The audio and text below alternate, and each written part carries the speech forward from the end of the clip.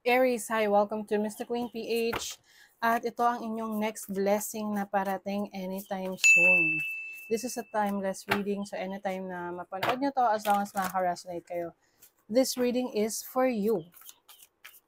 And if you're interested in private readings, meron tayong link sa description at sa pinned comment. Pakicheck na lang kung paano mag-book for a private reading. Okay. So let's see, Aries. Anong blessings? Anong blessings ng mga Aries? Blessings ng mga Aries. Okay, 8th house. Whoa. Transformation. There's major change in your life, Aries. Okay, so you have Mars. Mars is the planet of action, initiation. Can be inspiration and energy ng Cancer. So actually, etong si Mars, hindi siya ganun ka, saya with Cancer. Uh, maaring, I see this as, ang blessing mo is finally haharapin mo na yung mga bagay na kinatatakutan mo. Ito yung mga bagay na iniiwasan mo for the longest time, and now you have all the courage that you need. And yun yung magbibigay sa'yo ng change, ng transformation. I think you are reinventing yourself. Okay?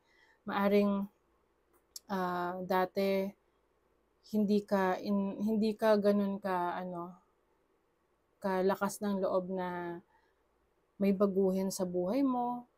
Some of you may feel comfort and at the same time discomfort sa situation nyo. Kasi parang, minsan kasi makakaramdam tayo na, ay, hindi na ako komportable dito sa situation ko. Gusto kong may pagbago. Kaya lang pag naisip mo na merong bagong experience ka na hindi pamilyar sa'yo, bigla kang matatakot at babalik ka sa comfort zone mo. So, para siyang comfort zone na nagbibigay sa'yo ng discomfort. So, parang merong struggle, no? And now, mahirap man siya na pagdaanan, pero pag napagdaanan mo siya, pag hinayaan mo yung sarili mo na ma-experience to, this is going to change you for the better. Okay? You have Isa. Isa is an obstacle. So, I think ito yung obstacle na kailangan mong harapin. Na kailangan mong finally, ano ba yun? Para ang naiisip ko kasi yung sa track and field na parang tatalon ka. Anong tawag doon? Oo, basta ganon. Na kailangan mo siyang talunin kasi nga obstacle siya eh. Parang may nakaharang. So ngayon, ang tanong is, gaano na kalakas yung loob mo na talunin yung nakaharang na yan para mawala na yan sa harapan mo. Okay? Kasi yung iba sa inyo, yan yung pumipigil sa inyo eh. Yan yung pumipigil sa inyo to embrace who you really are, to see your potentials, para mas makita mo kung gaano ka kalakas. Okay? So you have Ahwas. This is travel. Maaring meron kang blessings of travel. This is also trust, tiwala mo sa sarili mo. Tiwala mo sa mga taong gusto mong makasama sa journey mo. Okay? So, iyan yung isa sa blessing sa'yo na maaring maglalakas loob ka na i-explore yung mga bagay na gusto mong ma-experience. And you also have, this is Ansus. So, Ansus is your spiritual connection to God, to yourself. Very spiritual tong energy na to. Maaring ikaw ay parang marami kang mga realizations, wisdom, insights na natututunan sa experiences mo at sa experiences ng ibang tao. Okay? So, it's more of a spiritual journey for you, Aries. And that's a blessing. Dahil hindi lahat nakaka-experience niyan na nagkakaroon sila ng malalim na pagkakilala sa kanilang sarili. Mm. Kasi yung iba, namumuhay na mababaw lang. Na kumbaga, mababaw yung paningin nila pagdating sa buhay.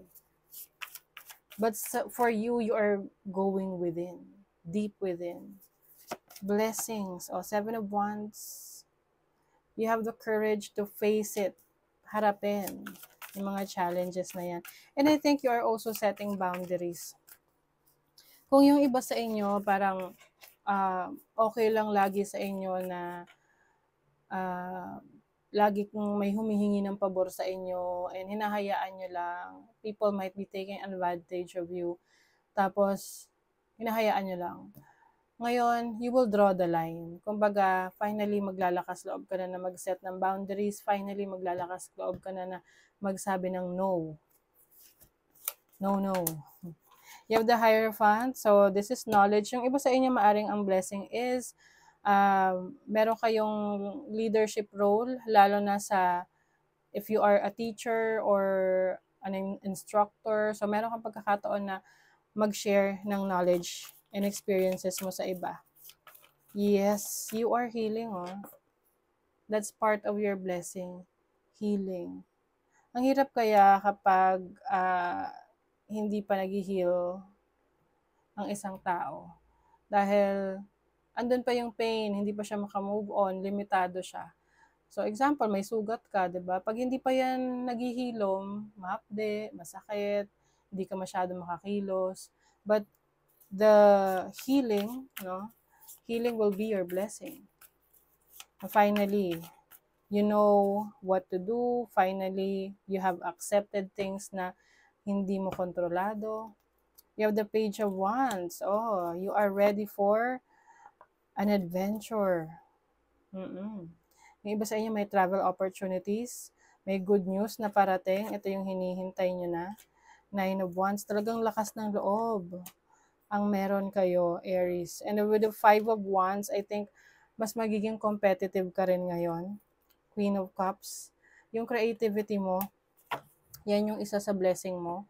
Kasi, yan unlimited potentials yan yung pagiging creative natin. Wala siyang hangganan. As long as nai-imagine mo ang isang bagay, you can make it happen. Diba?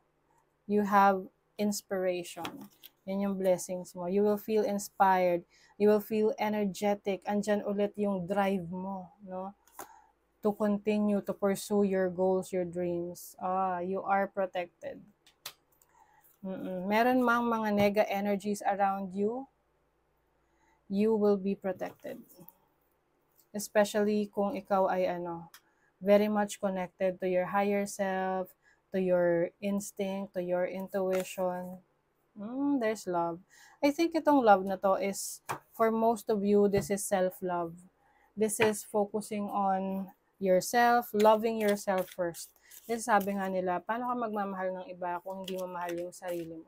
So, uunahin mo yung sarili mo, na maging kompleto, na mahalin yung sarili mo, tanggapin yung sarili mo, before you're able to love others completely.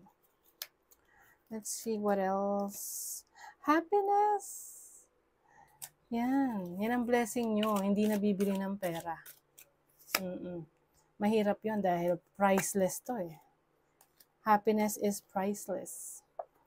Some of you may experience muddled thinking. Yung parang may times na maguguluhan ka.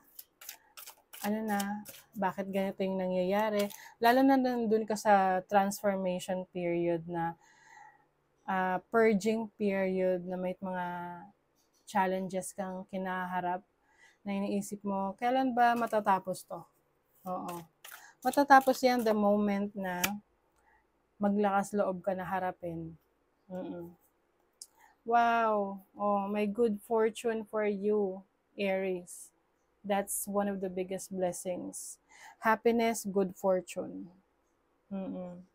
I think itong good fortune na to, manggagaling to doon sa mga gusto nyong i-pursue sa buhay eh. Itong, itong adventure na susubukan mo. Mag-ingat sa doble karang kaibigan, okay? Maaring meron dyan na akala mo kaibigan mo pero hindi pala. But you are still protected, okay? That's the blessing na meron ka. You are protected by the your spirit guides, your ancestors. Kumbaga, you can also protect your energies and protect yourself. Okay? So that is your reading, Aries. Thank you so much. Bye.